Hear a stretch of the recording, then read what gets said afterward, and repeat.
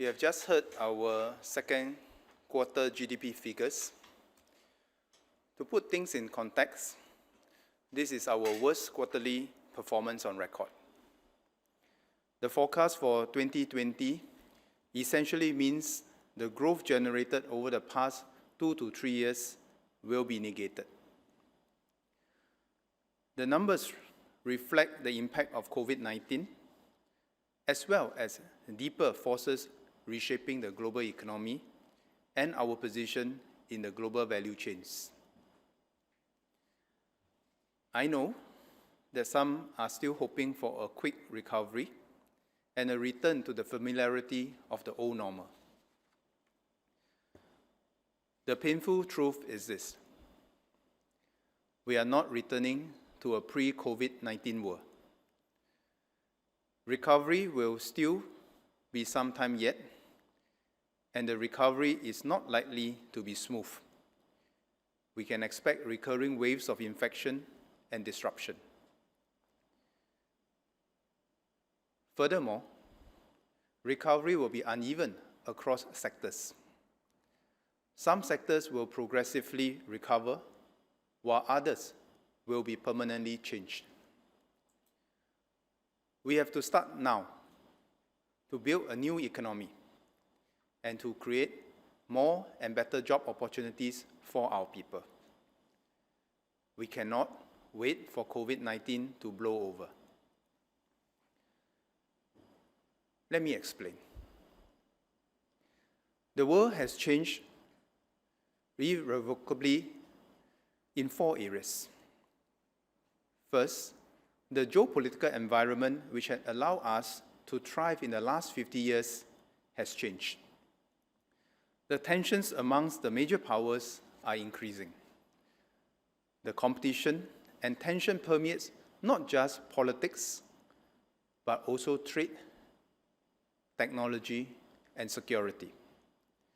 And because the benefits of globalization have been unevenly distributed, the merits of free trade and global integration are increasingly being questioned. We hope that the geopolitical issues will not spill into open conflict that will further destabilize the rest of the world. We must avoid being caught between the conflicts of major powers or be stranded in a fragmenting world of trade relations and technological standards.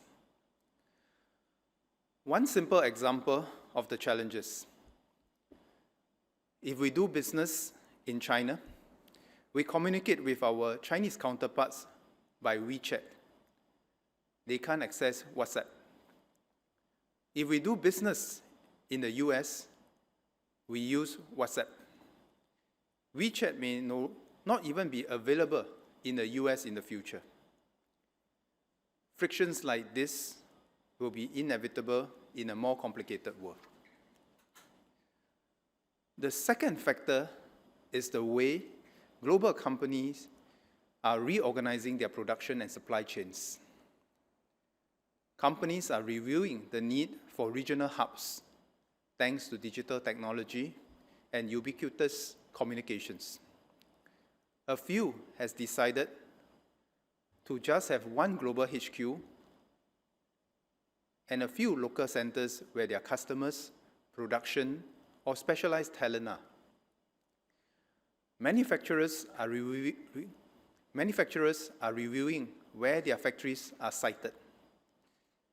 Many are shifting from a focus on efficiency or just in time to resilience or just in case. They want to diversify their operations, markets, and supply chains so that they are not dependent on any one site. On one hand, new investments will come our way. For instance, some manufacturers are thinking of a China plus one strategy and actively looking at ASEAN, including Singapore. On the other hand, some existing investments may diversify away from Singapore, especially where Singapore is the sole manufacturing site for some MNCs. It is a fluid landscape, and we must do everything we can to defend our capabilities and capacities while winning new ones. We must also harness our competitive advantages of legal certainty, intellectual property protection, connectivity, policy consistency and coherence to overcome our constraints in land and labor. The nature of tax and how it affects investment decisions have also changed. The US has already made a major tax overhaul.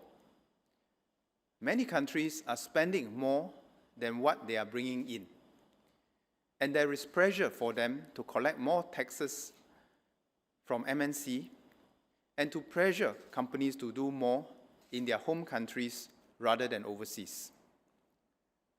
Some countries have unilaterally taken measures to tax digital activity and are looking to do more.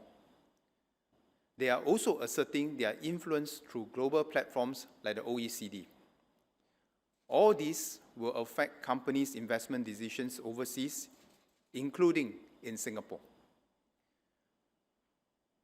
The above circumstances provide us opportunities, but also challenges. If we do not adapt quickly, we will be bypassed. Third, the nature of jobs have changed. COVID has shown companies and workers that remote working is possible.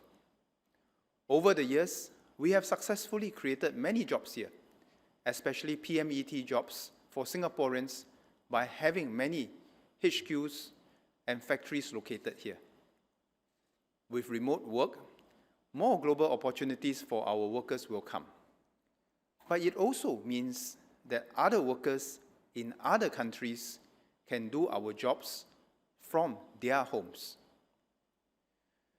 You might have noticed that some jobs in the regional headquarters here are being advertised as can work in Singapore or can work remotely. This will affect many PMET jobs, which can either be done virtually or through automation and AI. Fourth, as the economic pie grows more slowly or contracts, it will cause more societal frictions and tensions between those who have more and those with less, between local and foreigners, and even between Singapore citizens and PRs. The calls for greater protection and more redistribution can be expected in many societies, including ours. We cannot isolate ourselves from the world. Without the world as our hinterland and market, we will reduce Singapore's economic maneuvering space and limit rather than expand opportunities for our people. We will need to better take care of those affected by job and business losses. We have and we will continue to do this in a sustainable way that is not divisive, affirm the dignity of work, and strengthen our social fabric. These tensions, unless well managed, can divide our society. This is not the Asian financial crisis or the global financial crisis where if we hunker down and things will improve in a few months. If we wait it out, we will likely be in worse shape than we are now. Therefore, we must chart a new direction now for a very different and uncertain future. We do not have all the answers yet, and the ground realities are fast evolving, often without precedents. But we know that staying still is not an option. But we must walk, and we will walk this path together. Everyone must chip in. Participating including contribution of ideas and suggestions as we move into uncharted waters. We must work together with our people to help them understand the need for changes and to implement them smoothly. In the next few months, we will provide regular updates on the economy and job situation, sector by sector. We will involve the unions, the employers, and the trade associations. We will visit companies in various sectors, work with the unions and associations, discuss with them the changes, and chart the way forward together to get us through this crisis. Ultimately, challenges will not define us. How we respond to these challenges together will define us.